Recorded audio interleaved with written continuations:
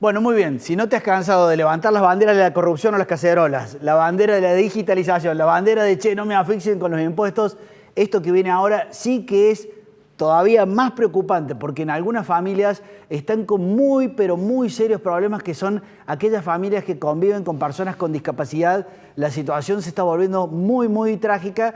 Y tenemos la suerte de contar con dos miembros del equipo muy querido de Civilitas, como son Daniela Noguera y Luis María Caballero, que en primera persona nos pueden contar qué está pasando. Comienzo por Luis María. Luis María, ¿cómo vas? Vos estuviste allí presente y tenés testimonio directo, digamos. Hola Carmen, hola Seba, muchas gracias por invitarnos. Efectivamente, hace unos días hubo una marcha, una serie de reclamos que no son dirigidos puntualmente ni a una persona, ni a un área puntual, ni a un gobierno específico, sino una descripción de situaciones muy complejas que nos toca vivir a las familias que tenemos un integrante con una discapacidad. Son muchas las cosas que podríamos mencionar, pero algo que me impactó muy profundamente fue el testimonio de una mamá que cuenta que al llegar a un hospital con un hijo con un diagnóstico de esquizofrenia, que en ocasiones puede traer trastornos conductuales muy puntuales y específicos, y cuando llega al hospital le dicen no lo podemos recibir ni para internación ni para un tratamiento prolongado, y ella dice, ¿qué hago? No puedo volver con mi hijo a mi casa en esta situación, en estas condiciones. Le dijeron lo que podemos hacer es sedarlo, devolvértelo sedado, casi inconsciente. Y le plantearon una propuesta que a mí me dejó choqueado, muy impactado, muy conmovido, que fue la otra alternativa que puede quedarte es que lo denuncies a tu hijo, que lo denuncies por agresión.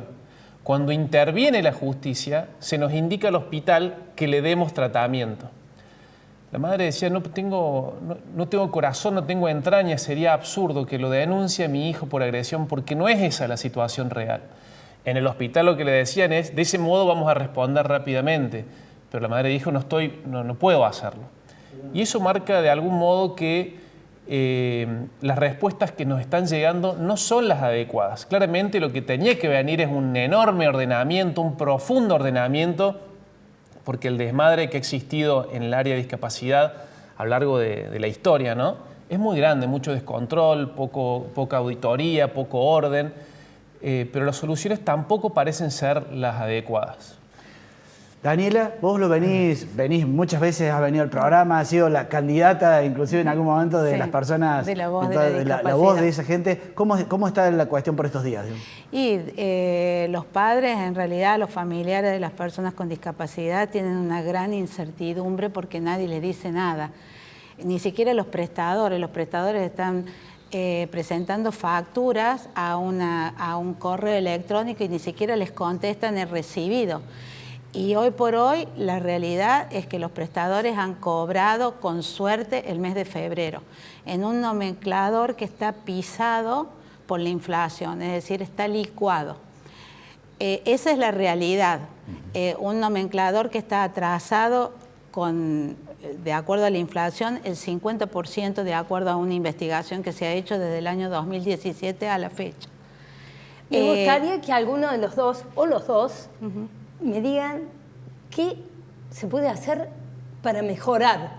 ¿Qué han pensado ustedes que se puede hacer para mejorar? Yo creo que una de las cosas que se podría hacer para mejorar es ordenar las competencias.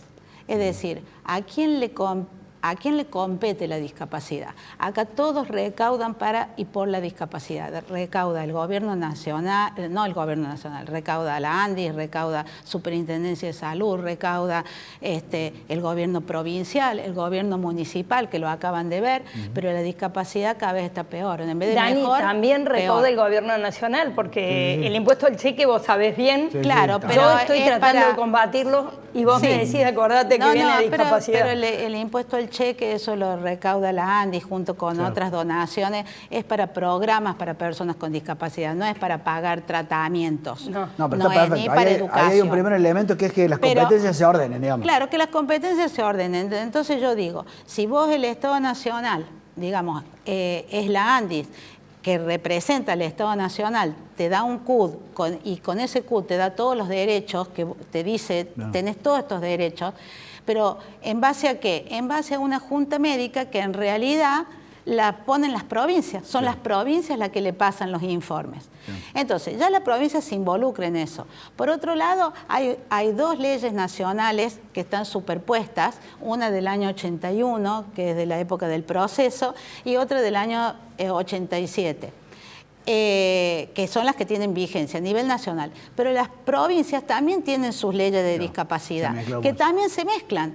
Entonces, yo digo, ¿por qué las provincias no terminan defendiendo y haciéndose cargo, si se quiere, de sus habitantes con discapacidad? Claramente. Es muy importante lo de la distinción de competencias y jurisdicciones, la claridad en los ámbitos de aplicación de las normas es fundamental. Esto que dice Daniela para mí también es clave. Cuando uno no sabe a quién reclamarle o quién tiene que controlar o quién tiene la potestad para hacer cumplir una ley, porque existe ley de discapacidad, ley de obras sociales, tenemos ley de diagnóstico humanizado, tenemos ley de electrodependencia a nivel nacional y otra a nivel provincial. Pero cuando uno ve que las normas no se cumplen, ¿a quién le reclamamos que esto se cumpla? Claramente. Y ahí detrás tiene que haber, de cada uno de los ámbitos de aplicación, de competencia en realidad, municipal, provincial y nacional, la capacidad de escuchar, de saberse dejar ayudar por quienes pueden y por quienes saben cómo se trabajan estos temas. Y esa mirada, que además de técnica tiene que ser muy humana, va muy en línea de lo que decía el profesor Leyen, que él decía, la calidad de una sociedad se mide por el modo en que trata al más vulnerable de sus miembros. Y no parece que estuviéramos construyendo una sociedad muy sana cuando vemos lo que viven muchísimas familias. A mí la explicación que me la han dado de conocer de cerca cómo actúa el Estado, discapacidad o el ANDIS, el concepto ANDIS a nivel nacional, estuvo en salud, después se lo revolearon a educación, después durante el gobierno acá pasó a depender de presidencia. Ahí veíamos a Alberto Fernández tenían las máquinas de braille y si los chicos le pedían, che, necesito una máquina, renuncia a tu obra social y te la doy. Era un espanto, un desastre.